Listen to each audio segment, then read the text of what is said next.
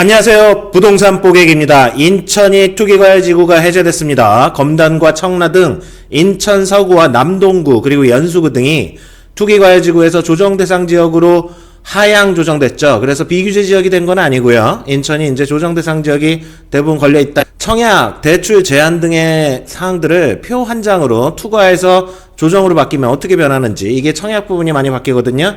그리고 대출과 금융도 많은 영향을 주게 됩니다. 규제는 항상 말씀드리지만 언제나 풀리는 게 좋은 거고요. 그리고 계속되고 있는 이런 미국의 자이언트 스텝 금리 인상 속에서 규제지역 해제가 얼마나 영향을 주고 있는지 한번 검토해 볼게요. 구독과 좋아요는 큰 힘이 되고요. 영상 시작해 볼게요. 자, 계속되는 미국의 금리 인상 자이언트 스텝이 한 번, 두 번, 세 번 지금 계속되고 있습니다. 그리고 연말에 한 번 더 금리 인상을 하려고 하고 있어요. 지금 미국의 금리 인상이 집값 하락과 무슨 연관이 있느냐라는 주제를 가지고 한번 저도 공부를 하고 있는데요. 집값 하락에 최근에는 아주 큰 영향력을 행사하고 있습니다. 그래서 제가 논문들을 살펴보고 있는데 이걸 곧 영상으로 부동산 뽀개기 채널에 말씀드릴 거예요. 최근 20년간을 기준으로 연구 논문 사례를 보면 금리가 주택가격에 주는 충격과 탄력성. 자, 탄력성이라는 거는 뭔가 집값이 오르고 내리고 이런 영향력을, 변동폭을 얘기해요. 변동폭이 커진다는 거예요. 특히나 코비드 코로나 때 양적 완화를 많이 해서, 양적 완화라는 표현은 돈을 많이 뿌렸다는 겁니다. 미국이 달러를 많이 찍어댔다는 얘기예요. 미국이 기축통화기 때문에 미국의 달러가 이렇게 전 세계로 퍼지면 유동성이 커진다 그럽니다. 현금이 막 돌아다닌다는 뜻이에요. 그런 코로나 사태 이후로 2020년대에 더욱 지금 금리와 집값이 영향을 주고 있다는 이런 논문들이 나오고 있어요.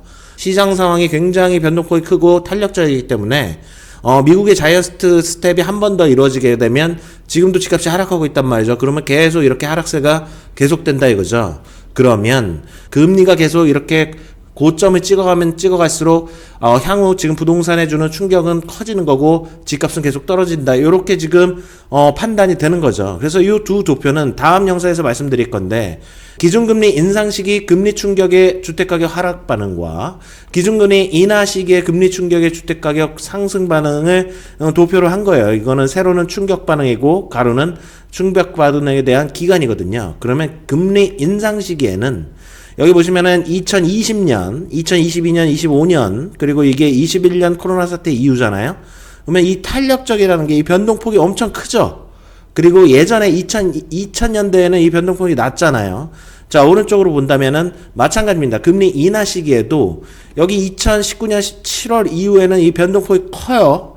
근데 이 파란색 점선 요 아래 보면 2000년대에는 좀 낮단 말이죠. 비탄력적이에요. 자, 이 얘기는 무슨 얘기죠? 지금 말씀드린 걸 결론으로 도표로 말씀드린 거예요. 논문을 쉽게 말씀드린 거고요. 표를요.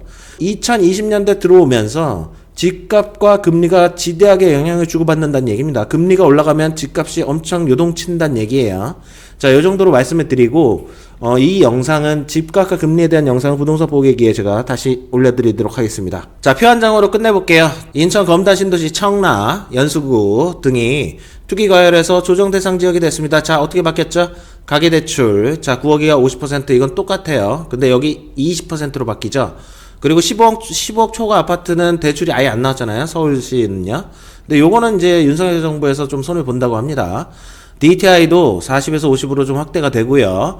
중도금 대출 발급 요건은 이 조정대상 지역 규제와 이쪽 표를 한번 봐보세요. 비규제 지역 봤을 때 이게 주택도시보증공사라든지 허그 HF 중도금 대출이 한 건만 진행 가능한 거예요. 조정이나 투기 과열은요. 근데 비규제 파주 운전 같은 경우는 두 건이 진행이 가능하게 되는 거죠. 여전히 한 건이다. 이렇게 생각하시면 되고요. 2주택 이상 보유세대 신규 주택 구입을 위한 주담대 금지, 주택 구입 시 실거주 목적 제외 주담대 금지. 자, 사업자 대출도 바뀌게 됩니다. RTI라고 뭐 총 수입에서 뭐 임대 보증금과 뭐 임대료 나누는 게 있어요. 비율이. 근데 이게 1.5배 이상에서 1.25배 이상으로 하향 조정됩니다. 자, 민간임대업 신규 기금융자 중단은 이건 없어지네요. 자, 이렇게 보시면 되고요. 세제는 똑같습니다. 2주택 이상 취득세 중과 다주택 요거 요렇게 포인트들이 다 들어가게 되는데, 이거는 투과나 조정이나 똑같다는 거죠. 분양권 전매 시 양도세 50%, 2주택 이상 보유자 종부세 추가과세, 일시적 2주택자의 종전주택 양도기간 2년인의 양도, 1주택자 이상자 신규 취등록 임대주택 세제 혜택 축소, 법인 8년 장기 임대 등록하는 주택 종부세 과세, 전매 제한도 바뀝니다. 전매 제한은 주택 분양권 전매 제한에서 여기 소유권 이전 등기일 최대 3년으로 바뀌게 돼요. 자, 여기서 하나 제가 말씀드리고 싶은데 요 전매 제한이랑 분양가 상한제에 걸렸느냐 안 걸리느냐에 따라서 달라집니다. 자, 비규제 지역으로 됐을 때 말이죠. 비규제 지역으로 됐을 때는 이 분양가 상한제와 전매 제한 규정을 두 개를 동시에 봐야 돼요. 비규제 지역일 때는 분상제에 걸려 있다. 그러면 이렇게 되는 거예요. 이렇게 소유권 이전 등기일 아니면 그 공사 기간이 3년 이상 그렇게 되는 거고, 비규제 지역의 분양가 상한제가 아니다. 그러면은 6개월 전매 제한에 걸립니다. 요거는 나중에 한번 좀 설명드릴게요. 근데 어차피 인천 검단이나 청라 등은 지금 조정 대상 지역이 됐기 때문에 전매 제한이 이렇게 걸린다고 보시면 되고요. 오피스텔 분양권 전매 제한 100실 이상 오피스텔 전매 제한 있잖아요. 이번에 파주 같은 경우 규제 지역대 취득을 했더라도 이 오피스텔은 분상제가 없기 때문에 전매가 되게 됩니다. 이게 해제가 되게 돼요. 한 건에 한해서 전매가 풀리게 됐다. 그래서 요즘 오피스텔도 엄청 광고하고 있죠. 청약 같은 경우는 이쪽에서 제가 설명을 드릴 거고요. 정비사업은 이렇게 바뀝니다. 자금 조달 계획서 굉장히 중요한데 제가 자금 조달 계획서에 대해서 한번 설명드리는 영상이 있어요. 이게 조회수는 제 기준으로는 뭐 10만회, 20만회 정도 되니까 많이 높게 나온 거거든요. 요 표 보면서 자금 조달 계획서 한번 정리하시고, 결론적으로 투과 때는 증빙 자료까지 제출해야 되니까 피곤합니다. 근데 이제 조정 대상 지역이 되면 그냥 청약이라고 치면은 청약 당첨되고 나서 제출만 하면 돼요. 계획서만 제출하면 되고 증빙 서류는 필요 없습니다. 자, 비규제 지역이 되면 어떻게 되죠? 6억 이하, 개인 같은 경우만 말씀드릴게요. 6억 원 이하, 분양가 6억 원 이하 같은 경우, 매매가 2억 원 이하 같은 경우는 자금 조달 계획서 제출 의무가 아예 없어지죠. 이렇게 생각하시면 될 것 같아요. 그래서 청약만 보면, 자, 이제 청라 같은 경우는 이제 청약이 거의 다 끝났고, 연수구, 남동구도 거의 지금 저의 재건축이잖아요. 근데 일반 공급분이 나온다면 이런 규제를 받게 되겠죠.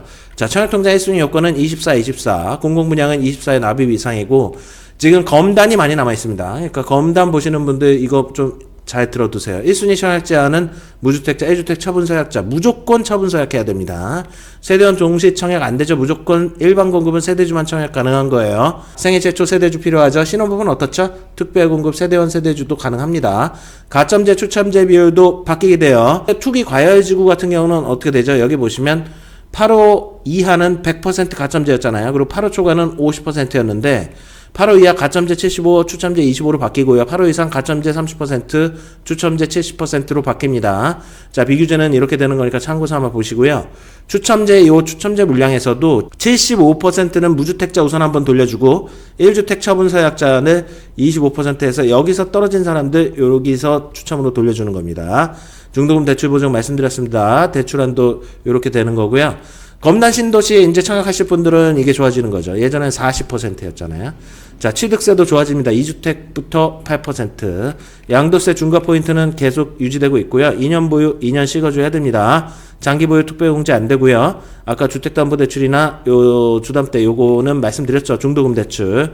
청약 재당첨 제한은 7년입니다. 7년. 투과는 10년이고요. 그리고 비규제 지역은 민간 분양만에 한해서 없습니다. 자, 이렇게 되면서 사실 투과에서 조정으로 바뀌는 거는 그렇게 엄청 실수요자 서민들 입장에선 요 부분이 중요한데 요 부분이 똑같기 때문에 큰 차이는 없지만 오피스텔 같은 경우는 조금 많이 달라지고요. 그리고 내가 청약 가점이 좀 낮아졌다. 이러신 분들은 조금 더 청약 가점에서 추첨자가 늘어나기 때문에 그런 부분은 좀 이득이 될 수 있어요. 하나 더 말씀드리면 투과에서 청약에서 조정으로 바뀌었을 때 당해 요건이 조금 완화되는 게 장점이에요. 당해 요건이 투과는 2년 이상 거주해야 되거든요. 근데 이제 1년 이상 거주로 바뀐다. 요거는 좀 장점이 아닐 수가 없습니다. 요 부분은 한번 체크를 해두세요. 이제 검단은 인천에 1년 이상 거주하신 분들이 당해 조건으로 청약을 지원할 수가 있다는 게 장점이 되겠죠. 자, 오늘 영상은 여기까지 하도록 하겠습니다. 항상 시청해주셔서 진심으로 감사드리고요. 구독과 좋아요는 큰 힘이 됩니다. 오늘 하루도 즐거운 하루 되세요. 환절기 감기 조심하세요.